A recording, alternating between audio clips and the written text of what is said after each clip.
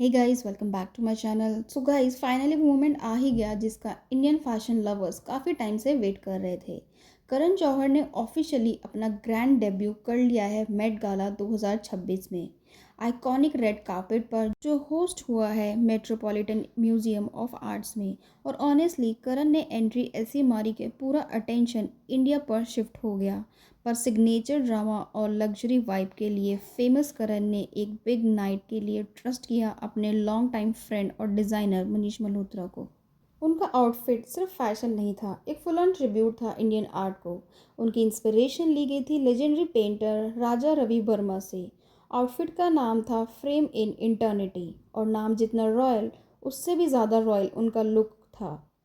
Power shoulder vintage jacket, 6 feet long dramatic cap जिसमें वर्मा की iconic painting को literally where किया गया था, मतलब बंदा वॉकिंग आर्ट गैलरी बन गया था। अब बात करते हैं एक और शो स्टीलर की, ईशा अंबानी। ईशा ने भी मेट गाला 2026 में एंट्री मार के सबको वाव कर दिया।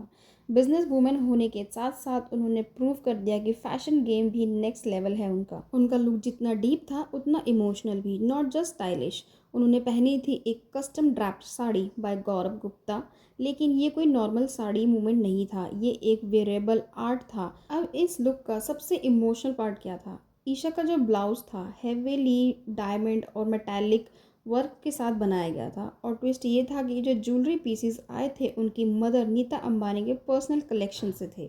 मतलब ये सिर्फ फैशन नहीं, एक जर्नल लेगेसी थी। लेयर्ड नेकलेस, स्टेटमेंट ईयरिंग, सब कुछ एक हेरिटेज स्टोरी बता रहा था। फैशन और आर्ट के बीच की लाइन लिटरली ब्लर हो गई। और सबसे यूनिक पार्ट, उनके हाथ में जो मैंगो शेप क्लच था वो ऑलमोस्ट 20 साल पुराना था। मतलब विंटेज आर्ट और इमोशन, मतलब पूरा मास्टरपीस। अब आते हैं मनीष मल्होत्रा पर, क्योंकि उन्होंने अपने लुक को नेक्स्ट लेवल पर ले गए।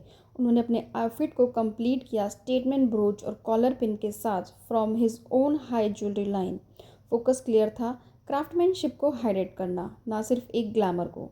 और एक और इंटरेस्टिंग डिटेल, उन्होंने मुंबई के एसेंस को भी अपने आउटफिट में इंक्लूड किया।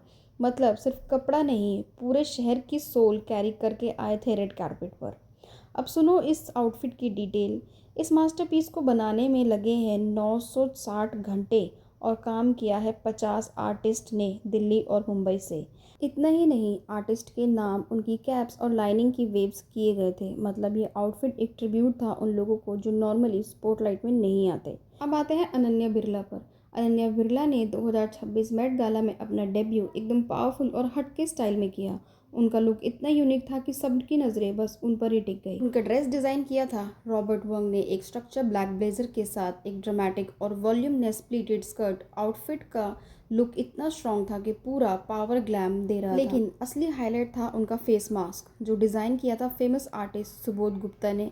ये मास्क स्टेनलेस स्टील और एक्रेलिक से बना था, जो उनका फेस कम्प्लीटली कवर कर रहा था। इसका लुक इतना फ्यूचरिस्टिक था जैसे कोई सुपर हीरो हो, बट साथ ही इंडियन टच भी था, क्योंकि इसमें मेटालिक एलिमेंट ट्रेडिशनल इंडियन बर्तनों से इंस्पायर था। इस पूरे लुक को स्टाइल किया था रिया कपूर ने, जहां मेकअप को इंटेंशनली मिनिमम रखा गया था ताकि फोकस सिर्फ आउटफिट और मास्क पर रहे। ज्वेलरी ऐड की गई थी मेथा एंड सन्स की, जो लुक और क्लासी बना रहा था। ये पूरा आउटफिट परफेक्ट मैच करता है मेट गाला और थीम फैशन इज़ आर्ट से।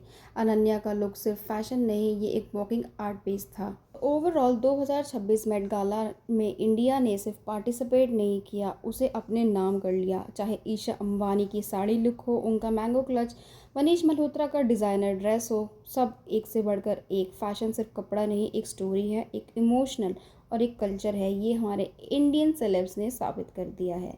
फ्रेंड्स, आज की वीडियो में इतना ही। आपको इन सब में सबसे अच्छा लुक किसका लगा कमेंट बॉक्स में ज़रूर बताना। और आज का वीडियो अगर आपको अच्छा लगा हो तो वीडियो को लाइक करके चैनल को सब्सक्राइब कर लेना। मिलेंगे आपसे नेक्स्ट वीडियो में।